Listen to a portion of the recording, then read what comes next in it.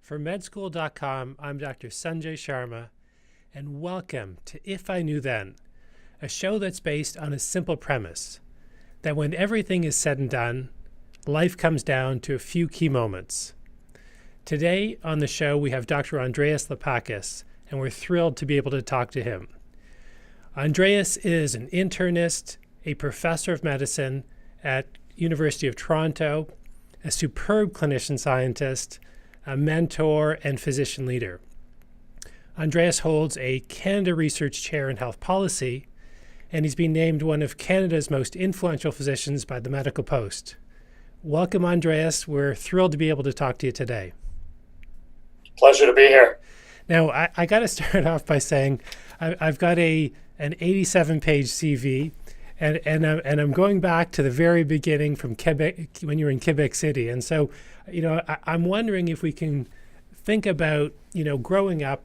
Just take us through what it was like growing up, in that time, in that way back when, I guess, right? Well, my parents were both immigrants. My dad was actually a refugee from Latvia, and he got TB actually, and went to Switzerland where he met my mom, who was a nurse. So they came to Canada in 1952. Dad really not speaking English and hardly any French. And, fast forward, born in Quebec City, raised in Kingston and Ottawa. And my dad was a lawyer in Latvia. And I think part of the reason he had to flee around the change of regime was because he was involved in politics. So he always said to me, Andreas, even the communists need doctors. And so he sort of encouraged me actually in a way to get into a profession like medicine actually. And my mom was a nurse. She was a neonatal nurse who taught women, and her specialty was helping women learn how to breastfeed. So with my mom at home with a bit of the nursing, and then my dad's encouragement, and then actually being interested in biology, but not really. I think wanting the human aspects of medicine, going into medicine was a fairly natural thing to do. And just working through, there's a lot of students, they're exposed to medicine at an early age, or some come to it as a passion. I mean, in your high school years, did you think about other careers, or did you really just hone in and say, medicine really makes sense for me? I think in the end, it was medicine makes sense for me. I mean, I always thought it would be cool to be either an urban planner. I don't know why, but it just did seem kind of cool. And then an archaeologist. We lived in Ottawa, and so we used to go to the Museum of Civilization, I think it was called at the time, and they would have guest speakers who would come and talk about, digging up sort of sites in Africa and Egypt, and learning the history and learning the culture of the people just was really fascinating. But, I honestly can't, ended up doing a bachelor's in biology at Queen's, and it was sort of didn't get in the first time I applied, and then I actually barely squeaked in the second time off the wait list. But, I probably didn't think about it that much. It was just something that kind of evolved, to be honest. Now take me through your medical school experience. That was at Queen's University? I'd say it was mixed, to be honest. So I went to Queen's at the time where we did some clinical skills, obviously, I think starting in second year, but we really only started seeing or talking to patients in a meaningful way in fourth year. And to be honest, so we had 3 years of mostly excruciatingly boring lectures, where, frankly, I think I skipped half of them because I could just read the Robbins textbook of pathology or whatever, as well as the guy was, it was usually a guy, was spouting them to us. So I'd be lying if I said the first 3 years were a lot of fun. And I wasn't a great student in medicine. I was average, but man, I just loved fourth year. And it was sort of like having not seen patients for 3 years and then just being thrown in. And my first rotation, actually, it's kind of crazy back then. The rotations were 2 months in length. So you did 2 months of surgery all on one service, or 2 months. So if you did 2 months of endocrine, you never hardly saw a sick patient in 2 months of medicine. That was a good period too. But my first 2 months probably the most important part of my training was my first 2 months were up in Moose Factory, and Queens had I think still does actually, has a relationship with Moose Factory. So, basically, did kind of general medicine, family practice, the whole thing, right? And covered emerge and just a huge amount of responsibility. I remember flying a guy with a gunshot wound in his head who was still talking and breathing down to KGH on a small little plane. I was the only guy on the only healthcare worker on the plane, like crazy stuff. But it was just great. And that's when I sort of said, man, this is really what I want to do. And I just learned so much those 2 months. Yeah, and you're right. We still are actively involved with the Moose Factory Hub. We actually do some imaging for diabetic retinopathy screenings too. So portable. Yeah, exactly. Great. So you finish at Queens, and then walk us through the next step in your career. Well, actually, while I was at Queens, the person probably wasn't a mentor at the time. He was really a role model. That was just a phenomenal doctor. It was David Walker, who was your recent dean. Just a great emerge doc. And I'd spend time with David and emerge, and you'd see him deal with a young woman with depression, and then next it's someone having a heart attack, and then next he's putting on an ankle, repairing an ankle fracture. And I actually decided I wanted to be an emerge doc, largely because of David. And I did like the fast pace, and I liked the variety. And at the time, the only program that you could do an FRCP in emergency medicine, believe it or not, was at Western. But I think you could only get in after second year or whatever. So I did a straight in medicine at Dalhousie, which was great, and then went to Western. But I actually only lasted in the emergency program for 3 months, actually, because I don't think I knew what an academic was, and I don't think I really knew what research was. But an emerged medicine has come so far now, right? The CEO of the Institute for Clinical Evaluative Sciences, Mike Schul, is an emerged doc, super strong academically now. But in those days, 1979 is when I graduated, it wasn't. And I realized very quickly that aside from poisonings or resuscitation, if I was asked to read around and present a case in emerge, if I really spent 5 or 6 hours trying to understand the pathophysiology, I often knew as much, if not more, than many of the emerge docs. So I actually sort of decided to switch into internal medicine. So that was a major sort of thing in my career. And then the other, probably most important part of shaping the direction of my career was I was exposed to a very sort of flamboyant guy named Cal Stiller, who was a nephrologist transplanted. And at the time, London was actually the transplant capital of Ontario, or of Canada, actually. And so I was his R2 as a second-year resident, and one day he was a flamboyant guy with a floor lynch fur coat, and he kind of came in the winter and he said, "Laupacis, come back here." So he put me in his back office and he said, "Laupacis, I've access to a drug that only 2 other people in the world have," and the drug was cyclosporin. Wow. And he said, "I'm going to do a study, and I want you to take a year off and spend the time with me." So I didn't know what the hell I was doing, but it sounded kind of interesting, so I said, sure. I ended up spending 2 years with him, and he was a phenomenal mentor, let me do a ridiculous amount of stuff. And I more or less ran a multi-center randomized trial. Unbelievable. That's unbelievable. And so that turned me on to clinical research. And still the most exciting time of my career, actually, is when we broke the code and realized, after randomizing 300 plus patients, realized that the 1 year graft survival on azathioprine and prednisone, which was the standard then, was 60%, and on cyclosporin it was 80%. Number needed 3 to 5. We changed the lives, that study changed the lives of lots of people having renal transplants. So it really gave me the idea of the power of a really well done study using a drug that was really effective, and that then turned me on to wanting to do clinical research. That's amazing. So. A couple of thoughts on that.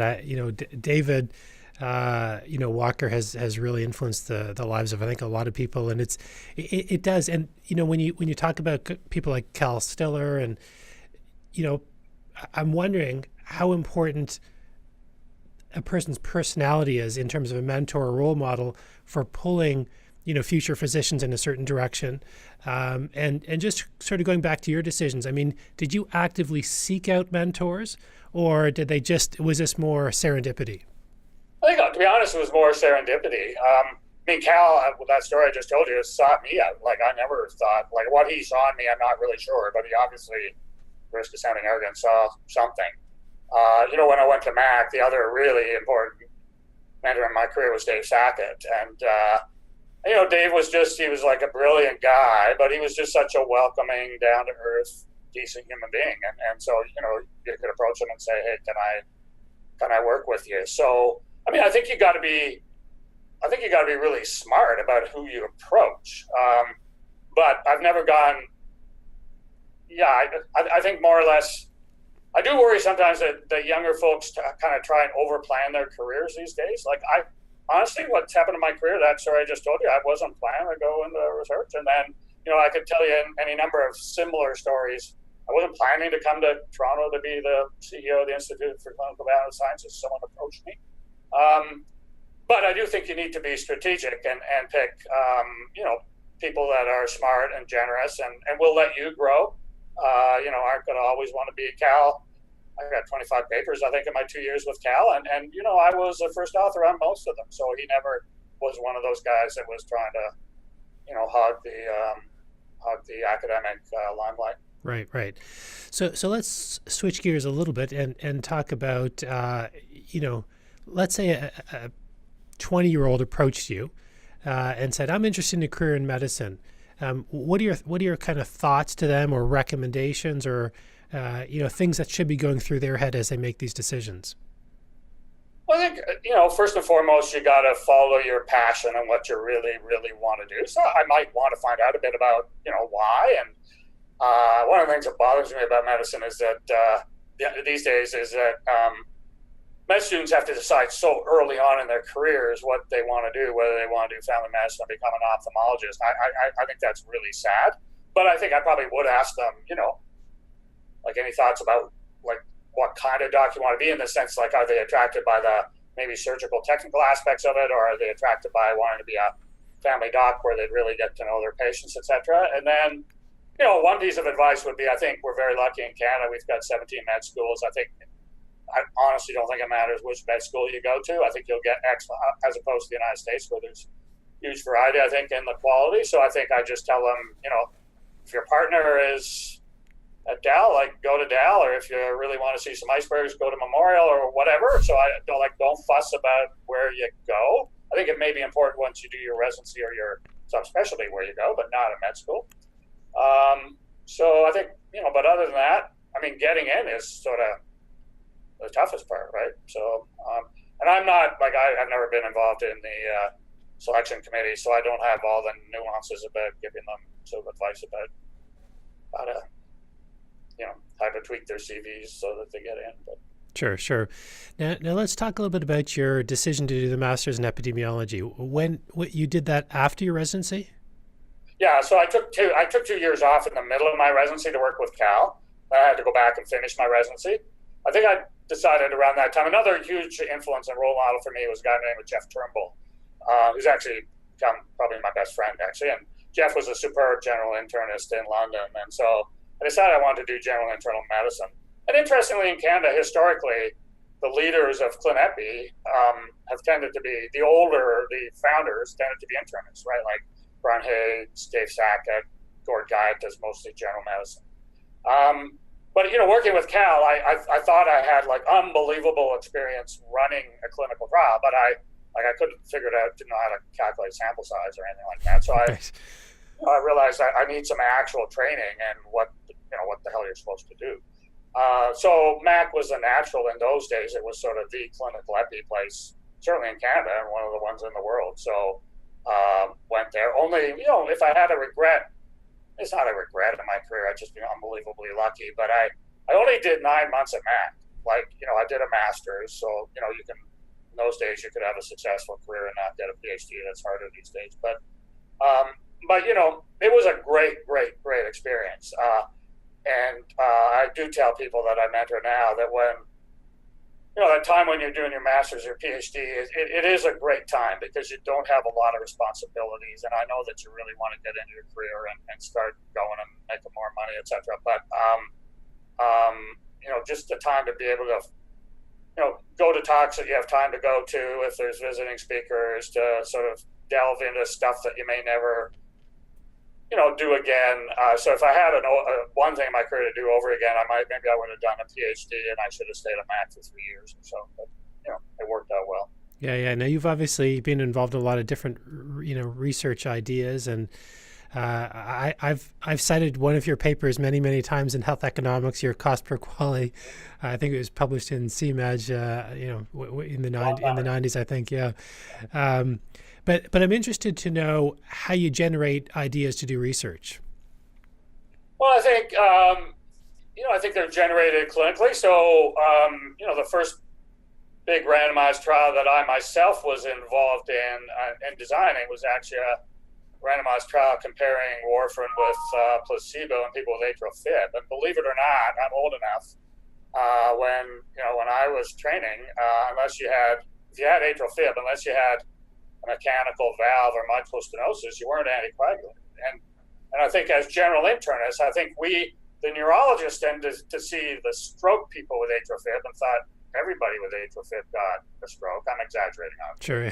The cardiologists saw tons and tons and tons of people with atrial fib, and if they had a stroke, they usually didn't see them at the time of their stroke, and so they thought it was a pretty benign disease. And I think the internists were actually in the middle. Like we would be covering emerge, and like we would see a lot of people come in with rapid atrial fib and cardiovert them in emerge the way the cardiologists would do, but we would also see the strokes. So it's interesting. I mean, obviously some of the leaders of those atrial fib trials were neurologists and cardiologists, but quite a number of them were general internists who I think sort of said, geez, this is an issue actually, and we should figure out whether anticoagulation would be beneficial. So to answer your question, I think you're stimulated by what you see clinically. And then, one of the things that was great about Dave Sackett was he sort of changed his career every 5 or 6 years. I mean, he didn't go into abstract painting or anything, but he did, like, he was like a compliance guy for the first 5 years of his career. And then he sort of thought, well, I should do something else. And I've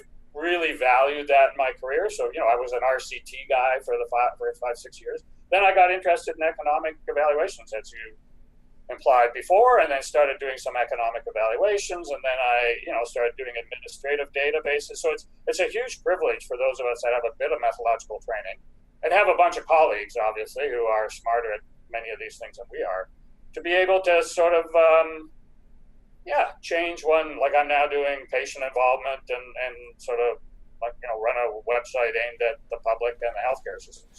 So that's been a real delight as part of my career. And so that's Healthy Debate. Right. So take me through the genesis of that, and what are some of the goals and where you're at on it now? Yeah, so I guess I was always depressed in the middle of any provincial or federal election about the level of discourse around our healthcare system, and to be honest, I don't think our relative to other healthcare systems in the world. I think when I first started, we had one of the best. I don't think we have one of the best anymore. And I think we fooled ourselves for a long time because we're close to one of the worst in the United States. Although even in the United States, I'd say that there are real pockets of, Kaiser and others, of really superb healthcare systems, Intermountain Health. But we sort of had this, I think, arrogance to sort of say, like, we're better than the United States, and forgot to realize that we're falling behind much of the rest of the world. And the discussion used to always be about just public-private. So anyway, I just sort of thought, geez, it'd be great if we could, because these issues are complex, or not simple. If there was a website or a place that people could go that would sort of hit what I think would be the right level, like not too simple, but not like technical, and like don't treat people like idiots, but like don't think that they're kind of insiders in the healthcare system, and write articles about how the healthcare system works that people might find interesting. And I guess, the only journal I read on a regular basis is the New Yorker. There's no way the Healthy Debate is of the quality of the New Yorker, but I was sort of thinking of the kind of people that, like are interested in civics, want to know how the system works. So that's, really what I set out with Healthy Debate to do. I also became increasingly passionate that we don't involve patients enough in helping us set our research priorities or in actually designing the healthcare system. So I thought, if I could develop a website that had a comment section, the patients could get engaged. And so, that was really the genesis of it, probably about 7 years ago. And that was just the thought. And so I was lucky enough to get a little bit of money and hired, a woman named Karen Bourne, who was a good writer. And we together sort of started, writing articles and then asked people to submit opinion pieces, which they did. And, away we went. And, we now have around 100,000 viewers a month, which, it's not the Toronto Star, but for a niche website, That's great. That's definitely great. And a lot of people in the healthcare system, like one of my proudest moments about 2 years into the site was Deb Matthews was the Minister of Health, and she was being interrogated by one of the opposition MPPs in some committee meeting, and sort of they asked her about something, and she said like she didn't know about it, and they sort of said, well, Mr. Matthews, what do you read about healthcare? And she sort of said, well, there's this really good website run by a couple docs. And she said couple docs. We're not all docs, but Healthy Debate. And I'd refer you to it. So that. And did you see a spike? Did you see an increased spike in usage? That's a really good question. I think that was a time where our readership has leveled off now. So it's been at around 100,000 for a while. But that was around the time where it was sort of steadily going up. Yeah, that's great. That's great. Now I want to just get back into, you switched out of internal medicine into palliative care, right? And take me through that decision. Was it based on, that something that just internal was a shift, or was it more driven by, the demand side? No, it was a shift for me. So. I'm a general internist, and when we look after, as you would know, some pretty acutely ill people in the merge, and when I was the CEO of the Institute for Clinical Palliative Sciences, I was only able to do general medicine 2 months a year, and I think I was still competent. I was still getting good evaluations from the house staff, but especially technically, like I wasn't putting in lines, I wasn't doing anything. So like.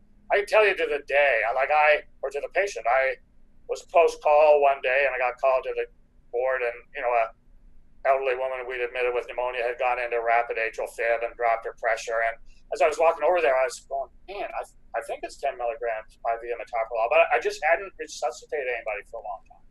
And, I got her down to the ICU and she did fine. But as I was treating her, I thought, man, like if this was my mom, like I maybe you're a super smart guy, but I'm just, it's like the volume, like with surgeons, like the volume outcome curve just caught up to me. I just wasn't doing it enough. So that's the last time I ever did GIM. Like I finished that rotation and I said, I'm out of here. So I did outpatient general medicine for a while, which I found super boring, to be honest. I love palliative care and doing general internal medicine. We used to admit, not a lot, but not a small number of people with, a massive stroke, and you take them and their families through their end-of-life decision-making. Relatively young people who their first presentation of cancer is metastases everywhere, and it's just not going to go well. So I did have some experience around that end-of-life care, and there's something just really satisfying about helping people and their families. And, palliative care is more than end-of-life care, but people, figure out their values, what they want to do, and actually trying to, at the end, keep them as comfortable as we can. So, and I'm not fussed about having to resuscitate someone anymore. So I started doing palliative care here. We have a very small 10-bed inpatient palliative care unit, and we have a consult service where, see patients in the ICU and emerge and on, oncology, et cetera. So it just is the right balance for me. It's sort of 80% interpersonal skills and 20%, you need to know your narcotics and your meds for a malignant bowel obstruction and all that stuff, and it's the most non-hierarchical place I've worked in medicine. I mean, the patients are admitted under me, but when we do rounds, compared to other places, the spiritual care worker or the music therapist or the nurses have actually much more say in terms of what we're doing with the patients than they might on general medicine, even actually. So I like that aspect of it as well. It's interesting because palliative care and end-of-life care is not traditionally well taught in the medical curriculum. And is there any kind of advice or key teachings that you think is important for medical students to learn about that sort of transition? Well, I think things are changing. So I am impressed when we usually get R1s or R2s in either family practice or psychiatry who rotate through our service, and many of them have actually done a palliative care rotation even in med school. Oh, great.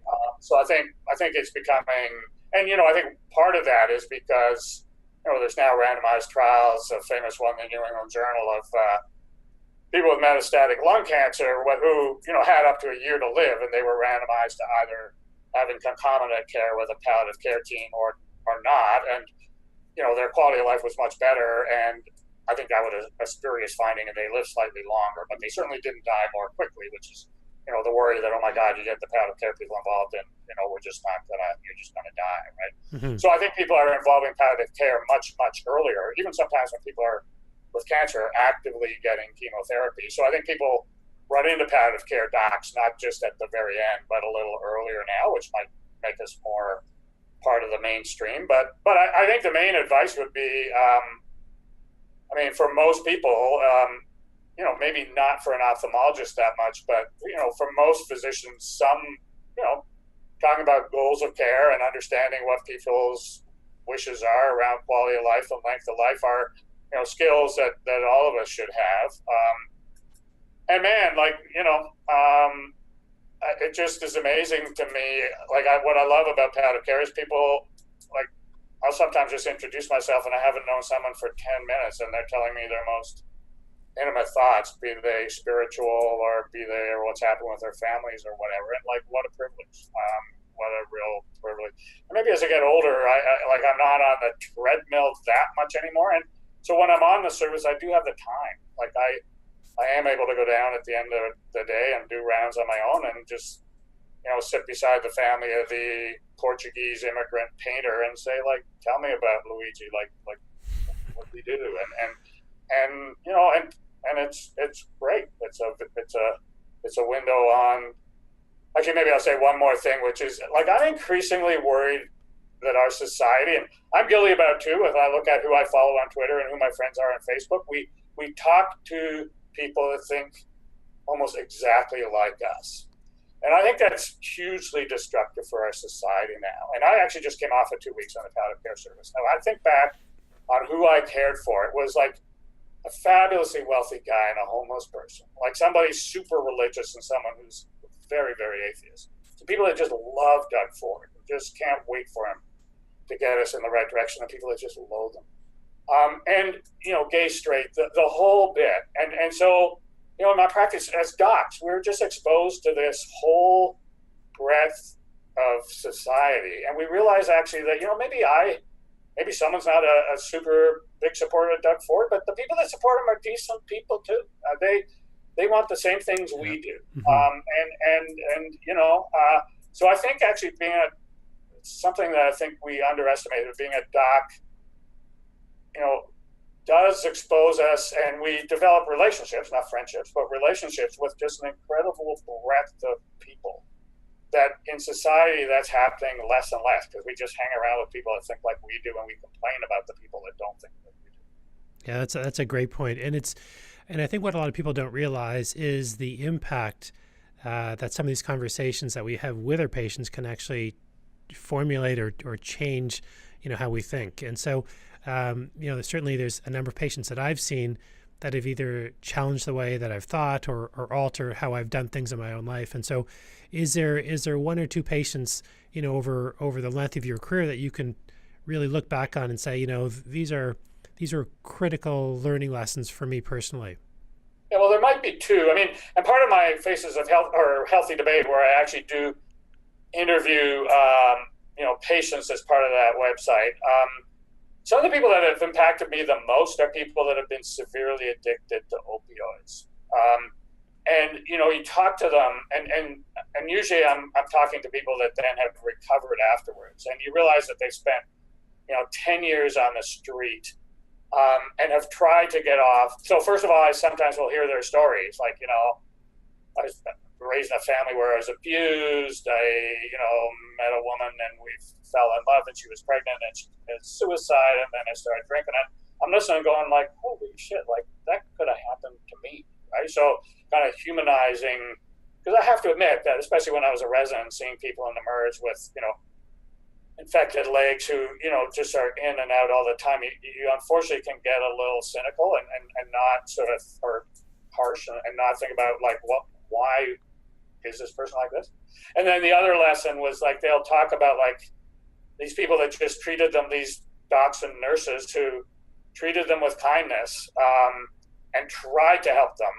And despite for many, many times them not being willing to be helped, they eventually did get out the other end. So made me realize that like don't give up. Right? We as practitioners, it really, obviously some of these, especially now, these people die tragically.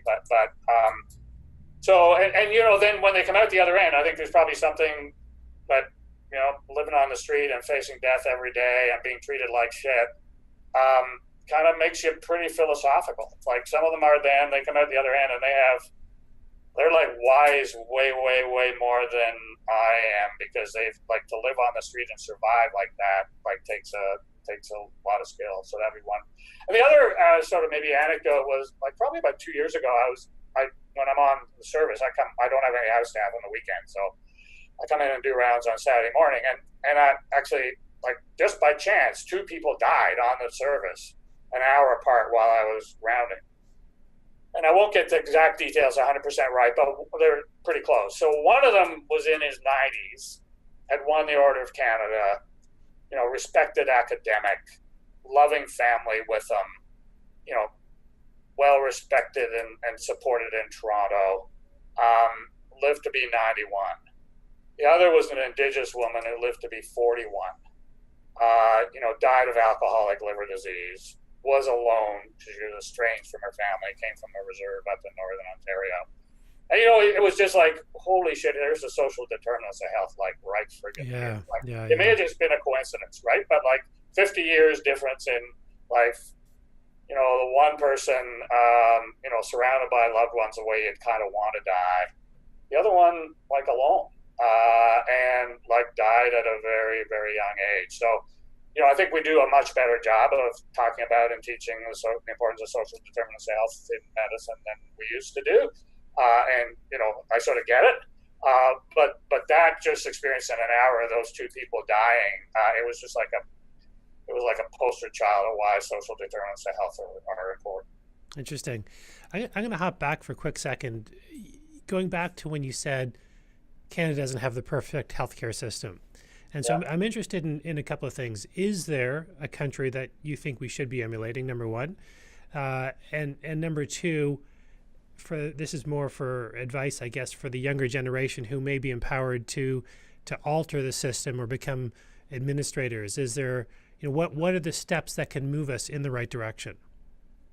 Well, actually, I was at a talk that Andre Picard gave a little while ago, and he cited a book that I've actually bought, and I'm about a third of the way through it, by an economist and sort of health services person in the UK. And his point was the perfect healthcare. He talked about what the perfect healthcare system would be, but it would be actually grabbing bits from about 20 healthcare systems. So interestingly, around patient-centered care, he said he would base it upon African countries. Wow. Where families, where the family unit is still much closer than us, where et cetera, et cetera. So I don't think there's any healthcare system. I think we can all learn from them, but there's no perfect healthcare system. I mean, I do find it discouraging though if you look at the Commonwealth Fund of outcomes with healthcare and interviews with patients, like we consistently, where they look at 11 developed or not developed, but high income countries, and we're down at the bottom with the United States. And we're not going to solve it right away. So, I mean, I think we incrementally got relatively worse, and we're hopefully going to get incrementally relatively better. I think one thing would be to change the mentality.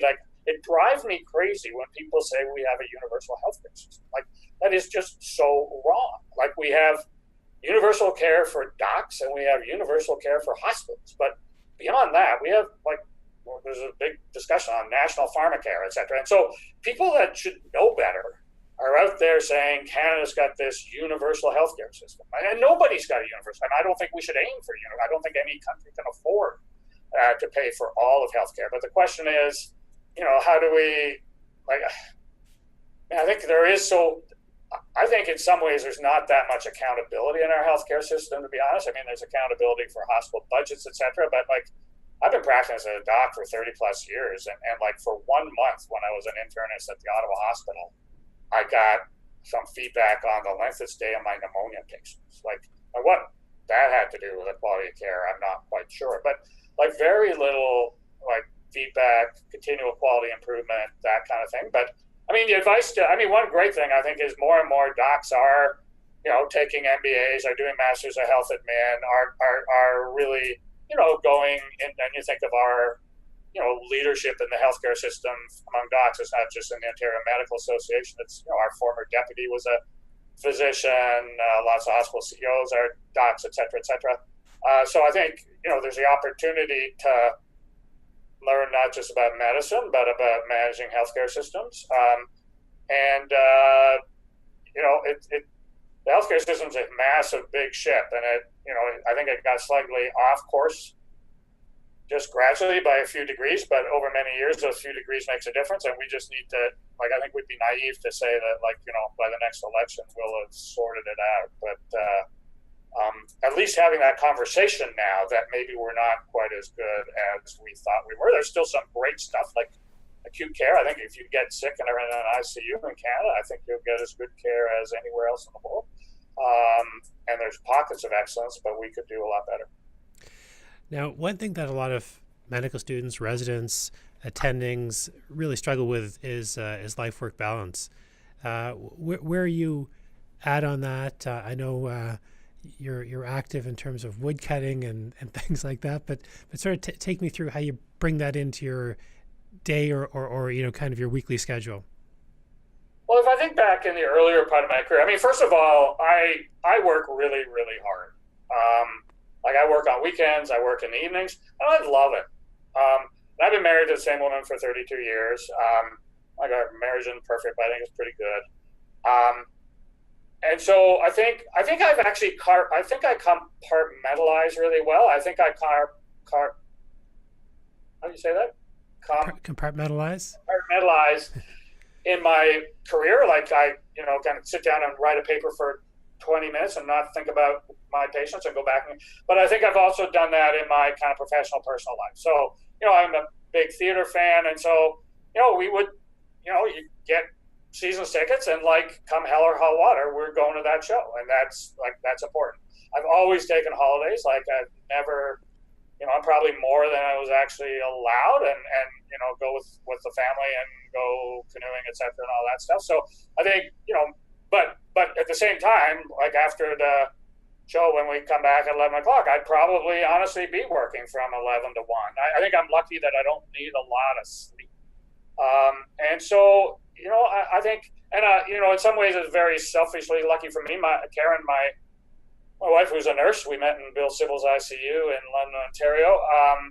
When our two kids were born, she decided, no pressure from me, but she decided that she wanted to be a stay-at-home mom for 10 years. So that in some way was, frankly, really lucky for us as a couple, because there's no question that the amount of time spent raising the kids, Karen did a lot more of that than I did, no question. And then she's gone, back to a part-time job after. So that was one thing. But I think, so that's something I think it's something that's super, super important.